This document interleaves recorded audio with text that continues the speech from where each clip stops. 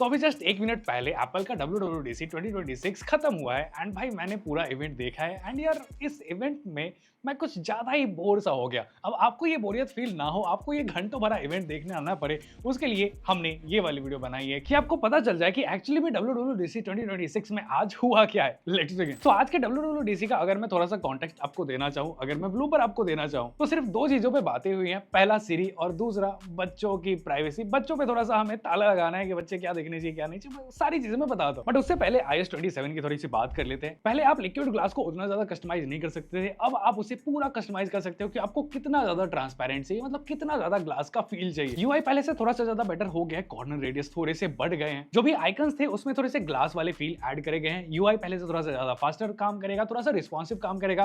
Apps आप open करोगे तो वो पहले से ही प्रीलोड करके रखेगा, जिससे ऐप फास्टली ओपन हो जाएगा। इस तरीके के छोटे मोटे चेंजेस हैं जो iOS 27 में करे गए हैं और ये iOS 27 इन डिवाइसेस में कंपेटेबल रहेगा। अब आईफोन का search photos, videos, files, emails सब कुछ इजीली इंडेक्स कर सकता है एंड ये चीजें पहले भी होती थी बट अब थोड़ी सी बेटर हो जाएगी। एप्पल मैप्स में काफी डिटेल 3D मैप्स आपको देखने को मिलेंगे। अब ये चीज इंडिया में तो नहीं मिलने वाला है आपको ऑब्वियसली, बट भाई देखिए बहुत क्रेजी रहा है। देन अगर आप आईफोन और एयरपॉड्स दोनों ही यूज करते हो देन एयरपॉड्स के लिए कस्टम इक्वलाइजर ऐड हो गया है। ये काफी सही चीज है, इसकी बहुत ज्यादा जरूरत थी। उसके बाद एप्पल ने सीरी के ऊपर काफी ज्यादा फोकस किया है। अब बेसिकली सीरी बन चुका है सीरी एआई। एप्पल अपने एआई मॉडल्स यूज कर रहा है एंड गूगल के भी जनरेटिव एआई मॉडल्स यूज कर रहा है एंड दोनों को यूज करके एप्पल इंटेलिजेंस को और ज्यादा बेटर बना चुका है। एप्पल की सीरी बेटर हो चुकी है, एप्पल का इंटेलिजेंस बेटर हो चुका है, एप्पल का विजुअल इंटेलिजेंस भी काफी ज्यादा बेटर हो चुका है। आपके फोन में कोई भी फोटोज हो आप बस बोल के उसको फाइंड आउट कर सकते हो, आपको कहां की फोटो चाहिए, कौन सी फोटो चाहिए एंड ये चीजें समझ के आपको वो फोटोज दिखा देगा। आपको बेसिकली ऑन स्क्रीन अवेयरनेस मिलता है, आप स्क्रीन के ऊपर क्या देख रहे हो वो लिटरली सीरी एआई समझता है। आप मान लो इंस्टाग्राम पे हो, आपने कोई पोस्ट देखी, वहां पे आपको कोई लोकेशन दिख गया एंड आपको जानना है कि भाई वो कहां पे है,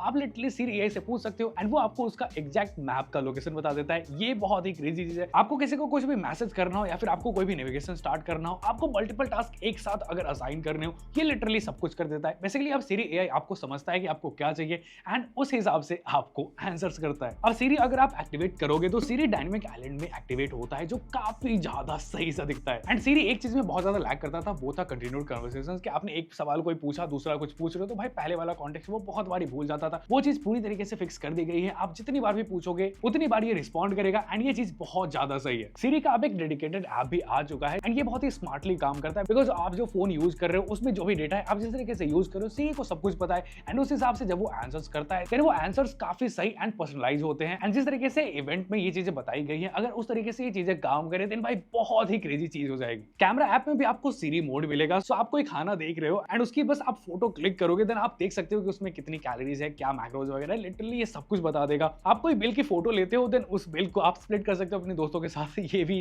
काफी सही चीज लगी मेरे को। एंड अब ये नेचुरल लैंग्वेजेस को बहुत अच्छे तरीके से समझेगा। आप इसे कुछ भी पूछोगे, लिटरली आपको इससे ईमेल लिखवाना हो, कुछ भी करवाना हो, ये सब कुछ कर देगा। macOS 27 में स्पॉटलाइट में सीरी आ चुका है एंड ये भी बहुत सही काम करता है। आपको लिटरली इससे कुछ भी पूछना हो, एआई रिलेटेड कुछ भी जानना हो, वो चीजें डायरेक्टली आप स्पॉटलाइट से कर पाओगे। इसमें भी सीरी एआई का एक डेडिकेटेड ऐप आ चुका है एंड भाई इसका एक यूज केस मेरे को बहुत ज्यादा सही लगा। मान लो आपके फाइंडर में कुछ फोटोज है, सपोज 3 फोटोज है, आपने तीनों फोटोज को सिलेक्ट करा, वहीं से आप राइट क्लिक करके आस्क सीरी कर सकते हो। सीरी से उस फोटो के बारे में लिटरली कुछ भी पूछ सकते हो एंड सीरी उसके रिलेटेड आपको जवाब देता है। उस फोटो के लिए आपको कोई टास्क करवाना हो वो कर सकता है एंड ये फीचर बहुत ही ज्यादा काम का, मतलब फोटो को आपको कहीं पे अपलोड नहीं करना, डायरेक्टली फाइंडर से ही वो चीजें हो जाती है। देन एप्पल इंटेलिजेंस की कुछ फीचर्स मेरे को बहुत ही ज्यादा सही लगे। मान लो आपका कोई दोस्त है जो आपसे ट्रिप की फोटोज मांग रहा है, भाई लिटरली एप्पल इंटेलिजेंस उस चीज को समझता है एंड आपको सजेस्ट करता है कि आपको कौन कौन से फोटोज भेजने चाहिए। आप अगर कॉल पे किसी से बात कर रहे हो उस टाइम पे एआई अपना काम करता रहता है। मान लो आप किसी से बात कर रहे हो फ्लाइट के बारे में एंड आपका बोर्डिंग पास सेव्ड है, तो वो बोर्डिंग पास आपको आपके स्क्रीन पे दिखा देगा एंड ये चीज भी काफी हैंडी सी हो जाती है। एंड एक फीचर मैं बहुत ज्यादा यूज करने वाला हूं, बेसिकली एप्पल का shortcuts app one of the best app है ऑटोमेशंस के लिए एंड ये अब और भी बहुत ज्यादा क्रेजी हो चुका है। आपको अगर शॉर्टकट्स में ऑटोमेशंस क्रिएट करने हैं देन आपको मैनुअली बनाने की जरूरत नहीं है, आप लिटरली टाइप करके ऑटोमेशंस क्रिएट करवा सकते हो एआई का यूज करके एंड ये